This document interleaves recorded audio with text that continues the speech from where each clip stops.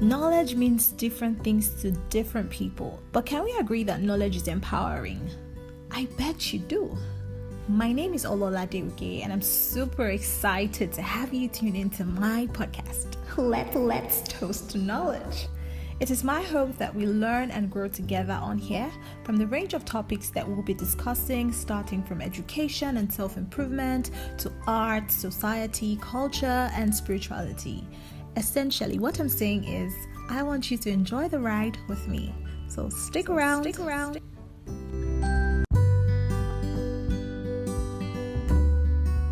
Hello everyone, welcome to another episode of LTTK, Let's Toast to Knowledge.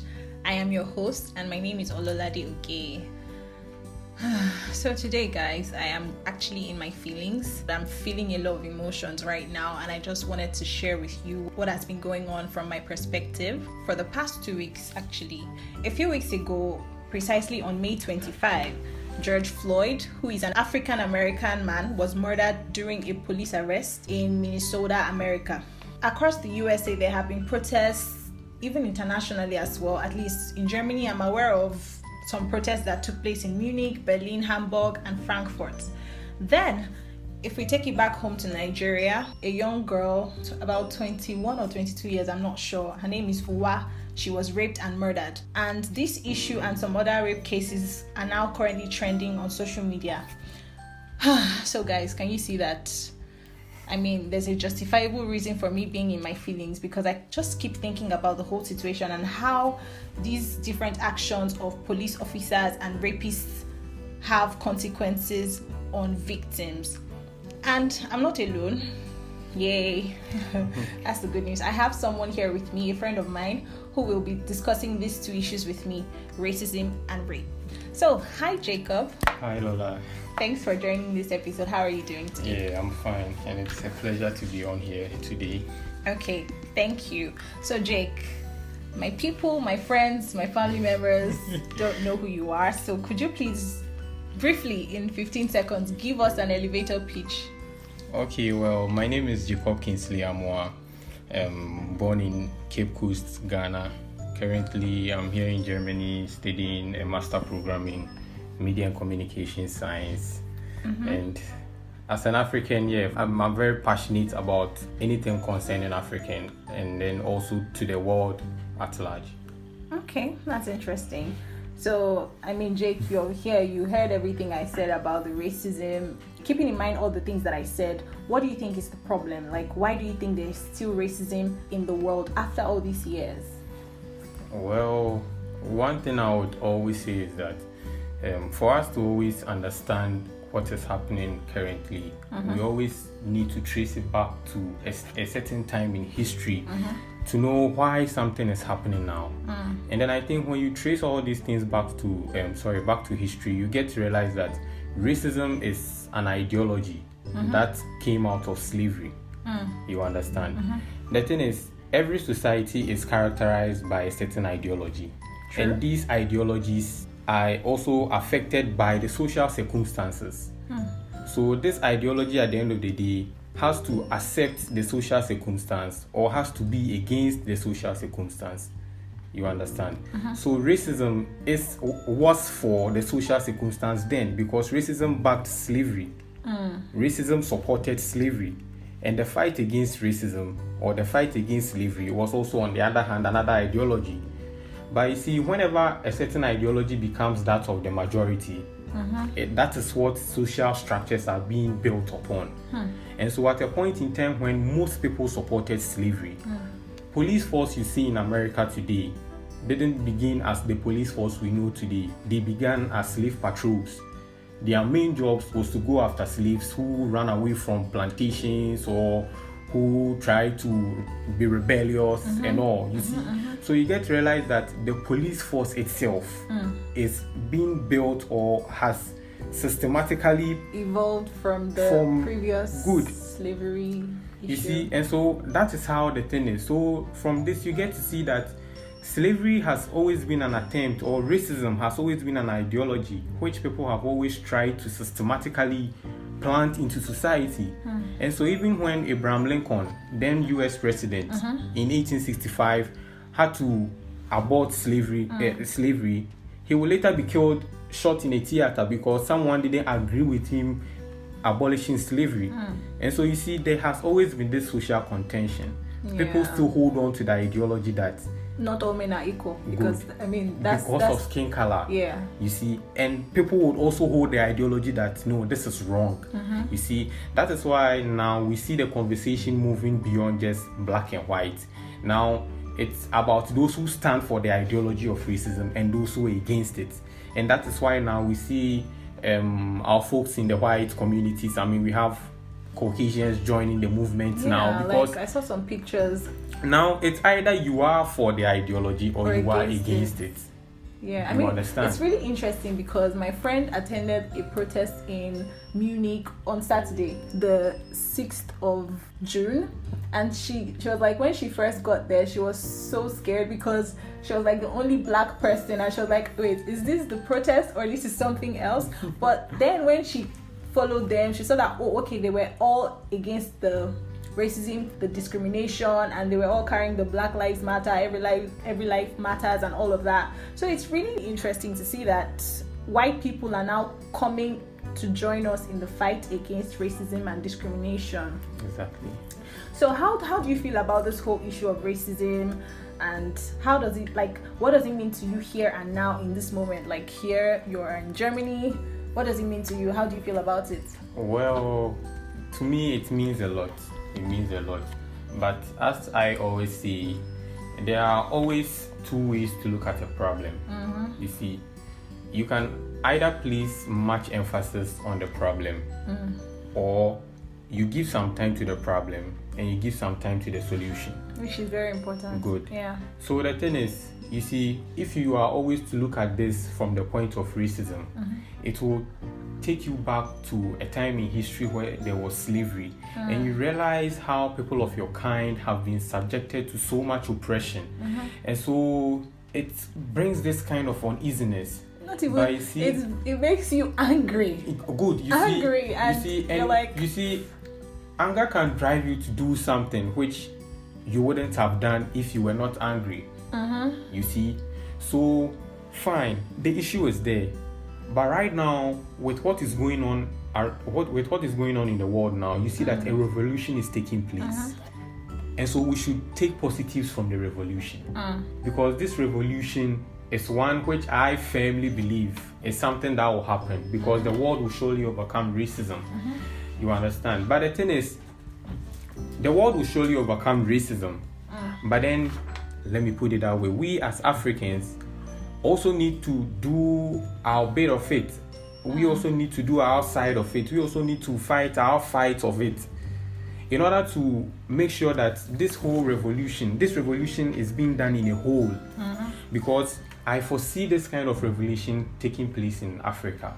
Because at the end of the day, why are the protests in America going on? It's because of social degradation. It's because of economic exploitation to an extent. Is because of political oppression. And in Africa, we are facing the same thing. There's political oppression. The citizens have no say in affairs of the state. There is economic exploitation. You are working for people, they are paying you less. Some you are not even paid at all. And there is social degradation, because if you do not belong to a certain social status in Africa, you never get access to what is good. You see. And so these are the same problems going on outside Africa, like happening to our brothers and sisters in the diaspora. Yes. And so just as the Haitian Revolution, which was the first black revolution, successfully took place, the momentum from that revolution gradually got to Africa, and we also started fighting for independence somewhere in the 19th century, where the Haitian Revolution was made. And so just as this revolution is also ongoing here, it would in a way transform and find itself in Africa. I really hope it does. Because we really need a change. We do. We really need a change. We do. We really do. Okay, so as Africans here in Germany, what do you think we can do to educate the people here about racism? Yeah, you see, what we can do to educate them is that at the end of the day, it doesn't just have to be we telling them something about Africa and all. You see, is something they should see for themselves. Mm-hmm. Probably, I haven't been to the US before, but at least I know certain things in the US based on what I've seen in movies, based on what I've seen in the media. You understand? And so, till we begin to rise as Africans, till we begin to tell our own stories, which is very important. Storytelling. You see, until we begin to from the African perspective, not from CNN. Good, from the African perspective. And so you see, until we begin to do all these things, although fine, racism will be solved, you see, but then still, you wouldn't have the respect that you deserve. Because even when you go to the table of men or the table of decision making, you see, you don't have anything to say. Because at the end of the day, when your hand is in someone's mouth, you cannot hit the person on the head, because once you do, the person will bite your fingers. You see, and so if Africa, despite all this education, if Africa, we are still economically independent on foreign aid. When they are even making decisions or things against you, you cannot even talk, because you lose something. You have something to lose. You see, so you always have to conform to them. And whenever you do this, it leads to political oppression, because when the decisions are to be made, you do not have any say in it. You see, so it goes beyond the conversations we have with them here.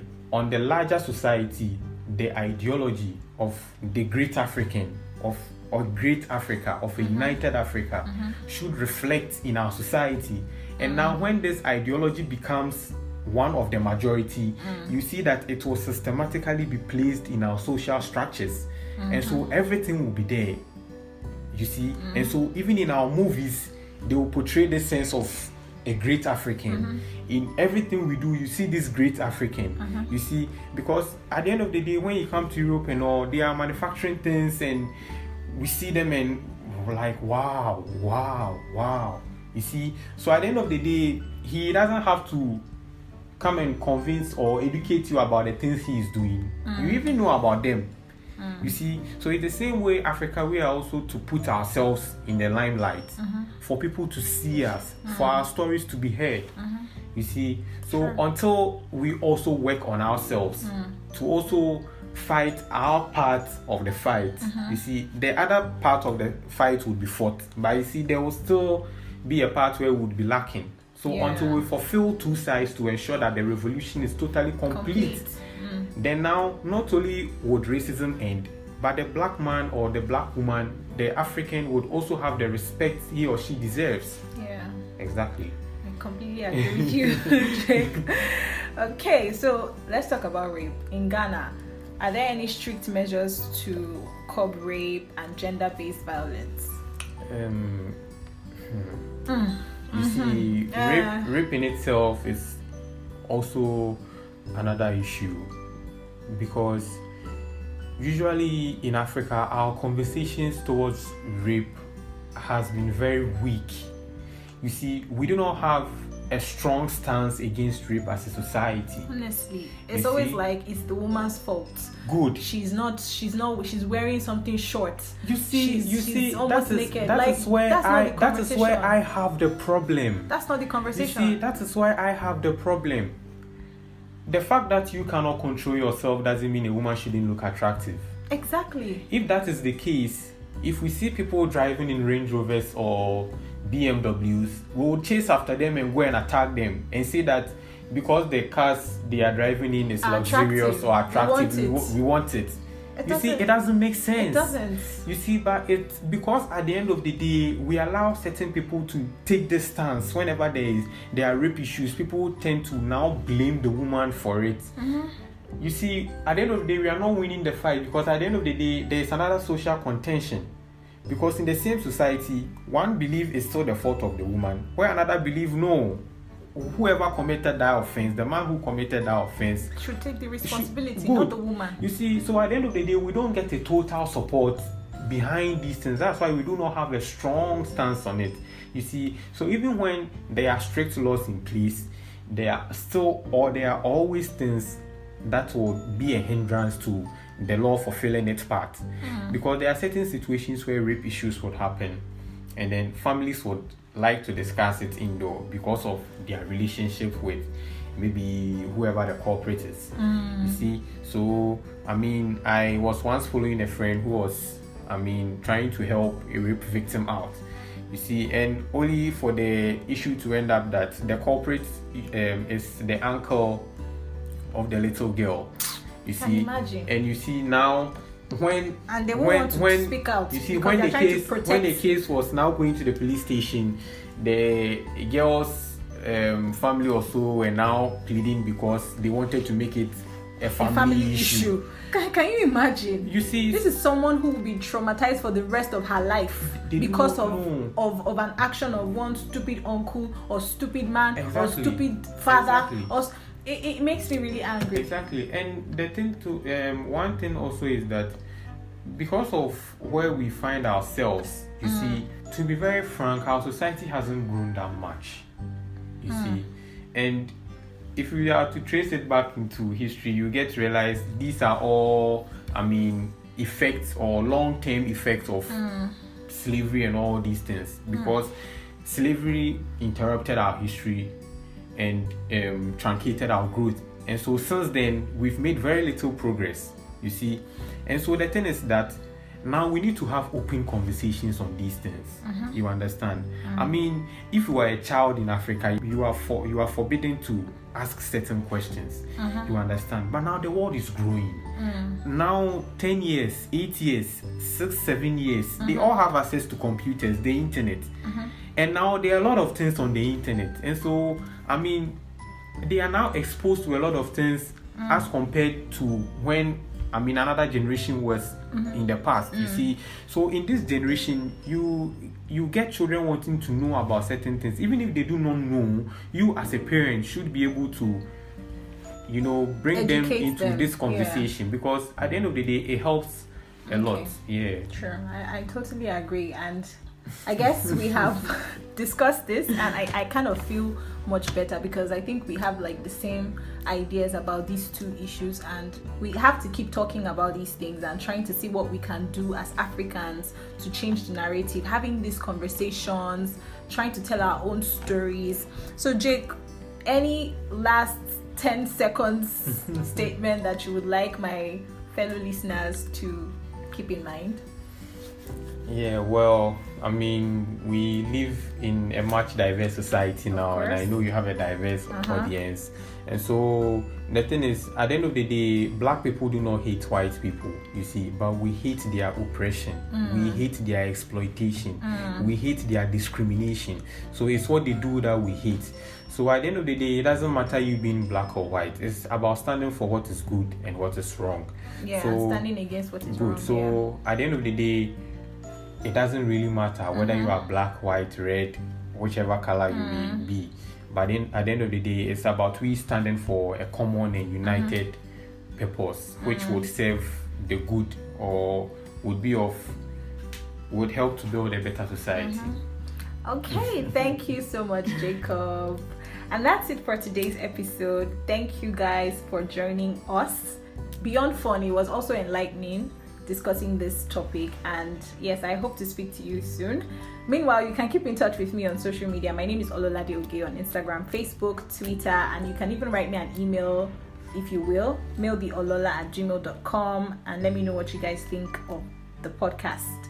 And to Jacob, if you'd like to reach out to Jacob, so Jacob, what's your social media handle? Yeah, I think Facebook is much easier since it has my name on it. Okay. So Jacob Kingsley Amwa, you would find me on Facebook, and then we'll take the conversation from there. Oh yes.